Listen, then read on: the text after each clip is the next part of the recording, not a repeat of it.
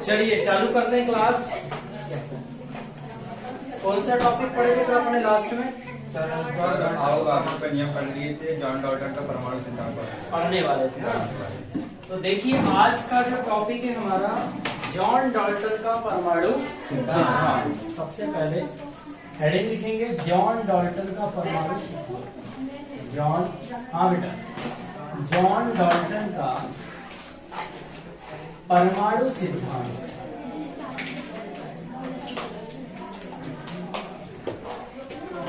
परमाणु सिद्धांत it's very most important question for annual exam. ये जो है जॉन डॉल्टन का परमाणु सिद्धांत, ये अक्सर करके परीक्षाओं में पूछा जाता है। और पूछने का कारण मैंने आपने ये भी बताया था मैंने कि जॉन डॉल्टन का परमाणु सिद्धांत है उससे ज्यादा उसकी क्या पूछी जाती है, कमियां पूछी जाती है। क्योंकि इंसान की फितरत होती है कि उसकी अच्छाइयों में ज्यादा कम ध्यान दिया जाता है और पता रहा ना कि 99 काम यदि अपन ने अच्छे करे और एक काम यदि अपन ने धोखे से अनजाने में यदि अपनी गलती हो गई तो पूरा इम्पोर्टेंस इस एक को दिया जाता है, ना कि तो वैसे ही जब वैज्ञानिक आपस में जब खोज करने लगे तो उन्होंने एक दूसरे की कमियां निकाली और कमियों को निकालने के पश्चात फिर उन्होंने नए प्रयोगों को सिद्ध करे। उस आधार पर जॉन डॉल्टन का जो परमाणु सिद्धांत था वो यहाँ पर उन्होंने व्यक्त किया। जॉन डॉल्टन जो थे, जॉन डॉल्टन उन्होंने परमाणु सिद्धांत दिया। और ये बात कब की बेटा? सन 1803 में अपन ने क्या देखे थे? कौन सा नियम? वो गुणित अनुपात का नियम प्रतिपादित हुआ था। किसने किया था? इन्हें नहीं किया था, है ना। गुणित अनुपात के नियम को प्रदर्शित किया था बेटा। फिर आगे सन 1808 में ही एवोगैड्रो का नियम प्रदर्शित किया गया। तत्पश्चात जॉन डॉल्टन ने 1811 में एवोगैड्रो ने दिया था। फिर जॉन डॉल्टन का 1808 में एक बार पुनः उन्होंने एटॉमिक थ्योरी यहाँ पर प्रस्तुत करी और उन्होंने क्या कहा पता है? उन्होंने कहा कि जो परमाणु होते हैं ना, ये परमाणु छोटे छोटे कणों से मिलकर के बने होते हैं। सबसे पहला पॉइंट आता है कि जो परमाणु होता है वो छोटे छोटे कणों से मिलकर के बने होते हैं, जिसको अपन क्या बोलते हैं? परमाणु। तो परमाणु है, उन्होंने ऐसा पॉइंट बनाया कि परमाणु छोटे छोटे किनसे मिलकर के बने होते हैं बेटा? कणों से मिलकर बने होते हैं। ये उन्होंने बोला कणों से मिलकर बने होते हैं। और जो महर्षि कणाद थे उन्होंने क्या कहा था बेटा? उन्होंने कहा था कि ये जो परमाणु होते हैं, परमाणु पदार्थ की सबसे सूक्ष्मतम इकाई होती है। लेकिन जॉन डॉल्टन ने कहा है कि परमाणु भी छोटे छोटे कणों से मिलकर के बना होता है। तत्पश्चात उन्होंने कहा कि अगला पॉइंट में कहा कि एक ही तत्व के सभी अणु, एक तत्व के सभी अणु आपस में समान होते हैं, लेकिन दूसरों से क्या प्रदर्शित करते हैं? शक्कर, चायपत्ती याद आ रहा है? तो एक ही तत्व के सभी अणु या परमाणु आपस में समान होते हैं, किंतु दूसरे तत्वों के अलावा यदि हम उसे प्रदर्शित करें, कंपेयर करें, तो एक दूसरे से क्या प्रदर्शित करते हैं? भिन्नता प्रदर्शित करते हैं। इसके पश्चात तीसरे पॉइंट में कहा गया कि भैया परमाणु अविभाज्य है। क्या है? अविभाज्य है, मतलब परमाणु को और अधिक विभाजित नहीं किया जा सकता। उन्होंने कहा कि परमाणु सूक्ष्म इकाई है, इनको और अधिक भागों में डिवाइड नहीं किया जा सकता। जिसके आधार पर मैंने आपको बताया था, जैसे परमाणु हुआ, परमाणु को इंग्लिश में अपन क्या बोलते हैं बेटा? एटम। क्या बोलते हैं? एटम। तो इसको कितने पार्ट्स में कन्वर्ट किया गया? दो में। कौन सा बेटा? ए और टम। ए का तात्पर्य क्या था?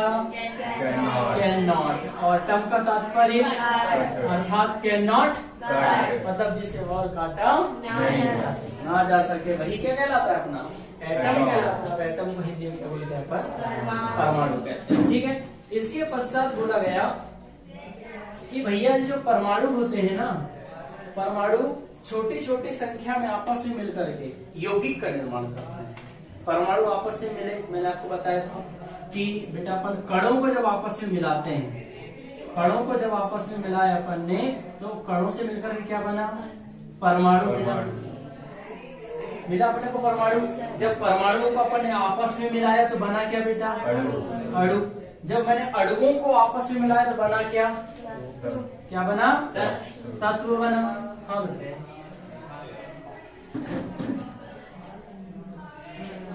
क्या बना? तत्व बना। और जब मैंने तत्वों को आपस में मिलाया तो क्या बना? यौगिक बना। और यौगिकों को जब आपस में मिलाया तो क्या बना बेटा? जिसको अपन मिक्सचर कहते हैं। क्या बोलते हैं? कणों को अपन इंग्लिश में क्या बोलेंगे? सूक्ष्मतम कणों को क्या बोलेंगे इंग्लिश में बेटा? हाँ बोलो बोलो, सही बोलो। हाँ हाँ सही बोल रहा है, बोलना जोर से बोलना है, जोर से बोलो। जय माता दी की। हाँ स्मॉल पार्टिकल्स। Very good. सूक्ष्मतम कण को बोलते हैं स्मॉल पार्टिकल्स। पार्टिकल्स। परमाणु को तो पता ही क्या बोलते हैं अपन? एटम बोलते हैं। अणु को मॉलिक्यूल। क्या बोल दिए? मॉलिक्यूल। तत्व को क्या बोलेंगे बेटा? एलिमेंट। याद कर लो, क्या बोलेंगे? एलिमेंट। यौगिक को कंपाउंड। क्या बोलेंगे? कंपाउंड। और मिश्रण क्या बोलेंगे बेटा? मिक्सचर। अंडरस्टैंड? अपन जब छोटे थे अपने को ले गए होटल में, मिक्सचर खाएगा क्या रे? हाफ मिक्सचर खाओ। हाफ क्या फुल? अपन बोलते थे हाँ छोटा इसलिए हाफ लगा, बड़े अपने पापा जी चाचा जी या बड़े भाई लोग फुल लगाए हमारे लिए। लेकिन ये उनको ये भी नहीं पता था कि मिक्सचर को मिश्रण कहते हैं। कई बार क्या होता है, जो वर्ड ज्यादा प्रचलन में रहता है अपन उसका प्रयोग करते हैं। जैसे नागपुर में चल जाओ, भले ईट गाड़े का काम करेंगे लेकिन बाल्टी को बकेट बोलते हैं। क्या बोलते हैं? बकेट। बकेट डाला, बकेट को पीछे बकेट। इस प्रकार बकेट की स्पेलिंग भी नहीं बनेगी, लेकिन ऐसा बोलते हैं जो ज्यादा प्रचलन में रहता है। वैसे ही मिक्सचर को अपन जानते हैं, लेकिन मिक्सचर को मिश्रण कहते हैं ये अपने को नहीं करता। ये सारी चीजों की परिभाषा मैंने आपको बता चुका हूँ। अभी आगे आने भी वाली जॉन डॉल्टन के परमाणु सिद्धांत के बाद में मैं आपको बताऊंगा। ठीक है, तो जॉन डॉल्टन ने क्या कहा? भैया परमाणु अविभाज्य। इसके बाद बोला और उन्होंने कहा कि जो परमाणु होते हैं वो परमाणु आपस में मिलकर के अणु आपस में मिलकर के कण आपस में मिलकर परमाणु आपस में मिलकर अणु आपस में मिलकर के तत्व आपस में मिलकर के यौगिक, और यौगिक आपस में मिलकर किसने निर्माण करते हैं? ये किसने कहा? जॉन डॉल्टन ने कहा। इसके पश्चात कहा गया कि भैया एक ही यौगिक के समस्त जो यौगिक परमाणु हैं, एक ही यौगिक के जितने भी उसमें पाए जाने वाले समस्त परमाणु होते हैं वो आपस में कैसे होते हैं? समान। एक ही यौगिक में उपस्थित जो यौगिक परमाणु रहेंगे वो एक दूसरे से क्या प्रदर्शित करेंगे? समानता प्रदर्शित करेंगे, तब जाकर के ही वो यौगिक का निर्माण करेंगे। जैसे फॉर एग्जांपल अपन NaCl का ले लेते हैं। NaCl, यहाँ पर NaCl को जैसे अपन पानी में घोलते हैं तो क्या हो जाता है? ये Na प्लस और Cl क्या हो जाता है बेटा? माइनस। और नमक कहाँ पर जाता है? अपने पानी में। लेकिन NaCl जो है यहाँ पर ये हो गया सोडियम एक परमाणु हो गया, और इधर क्लोरीन क्या हो गया? एक परमाणु हो गया। सोडियम की ऑक्सीकरण संख्या कितनी हो गई? +1। संयोजकता 72 कोष में पाए जाने वाले इलेक्ट्रॉन, और क्लोरीन कितने इलेक्ट्रॉन ग्रहण करता है? 1। 72 कोष के अष्टक को पूर्ण करने के लिए।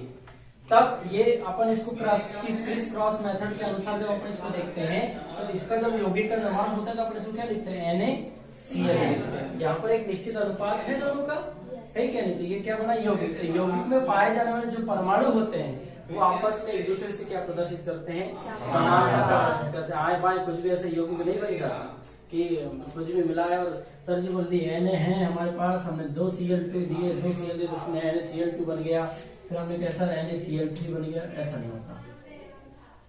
यहाँ यौगिक परमाणु संख्या कहाँ समान है? सभी ऐसे यौगिक तो बनते ही नहीं है ना, क्योंकि यहाँ पर ये जो हमारे परमाणु हैं ये इनकी एक निश्चित मात्रा नहीं पाई जा रही और दोनों एक दूसरे समानता प्रदर्शित नहीं कर रहे, इसलिए ये यौगिक नहीं है।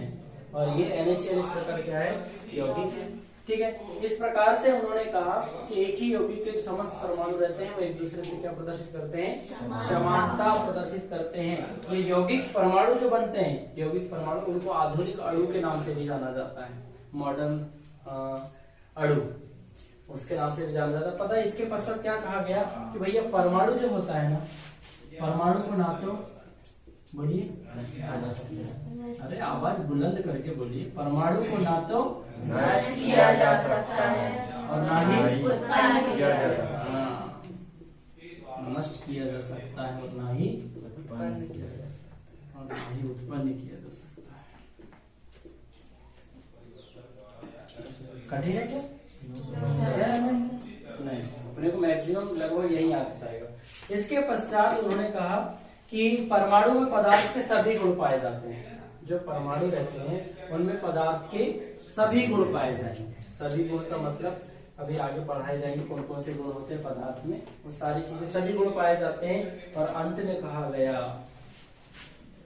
ये जो परमाणु है ना, ये रासायनिक अभिक्रिया में भाग लेने वाला वह क्या है, क्या है बताइए। यह रासायनिक अभिक्रिया में भाग लेने वाला वह सूक्ष्मतम कण है। ये जो परमाणु है, जॉन डाल्टन ने कहा, सबसे मेन बात का, जॉन डाल्टन ने कहा कि जो परमाणु होते हैं वो रासायनिक अभिक्रिया में भाग लेने वाला वह सूक्ष्मतम कण है जो रासायनिक क्रिया के पश्चात भी अपनी निजी पहचान को बनाए है ना। परमाणु रासायनिक अभिक्रिया में भाग लेने वाला वह सूक्ष्मतम कण है जो रासायनिक क्रिया के पश्चात भी अपनी निजी पहचान को बनाए रखता है। मैं कहता हूँ चाय बनाए अपन ने, भले चाय पत्ती को अपन ने छान करके अलग कर दी है, लेकिन उन्होंने अपना जो रासायनिक क्रिया में अपने स्वाद को छोड़ने वाली नहीं, वो विलियन बन करके कहा जाती है चाय में, अपने को स्वादिष्ट है ना।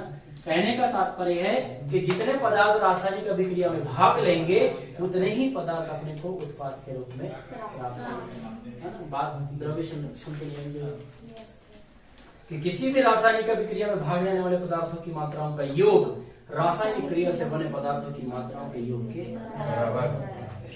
समझे? चलिए लिखते हैं, लिखो मैन हेडिंग, जॉन डाल्टन का परमाणु सिद्धांत। बहुत मजेदार है, जॉन डाल्टन बेचारा अच्छा था।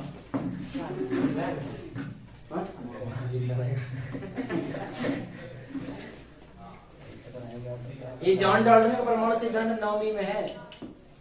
9वीं की एक बार बुक पलटा के देखना। आप बोलते होंगे कि सर आप आ जाके बोलते हो कि सर 9वीं में है, 9वीं में पलटा करके देखना, उसका अध्याय 2 का नाम भी यही है, परमाणु संरचना। पहला हमारे आसपास के पदार्थ और दूसरा परमाणु संरचना। चलिए लिखेंगे, जॉन डाल्टन ने सन 1808 में, जॉन डाल्टन ने सन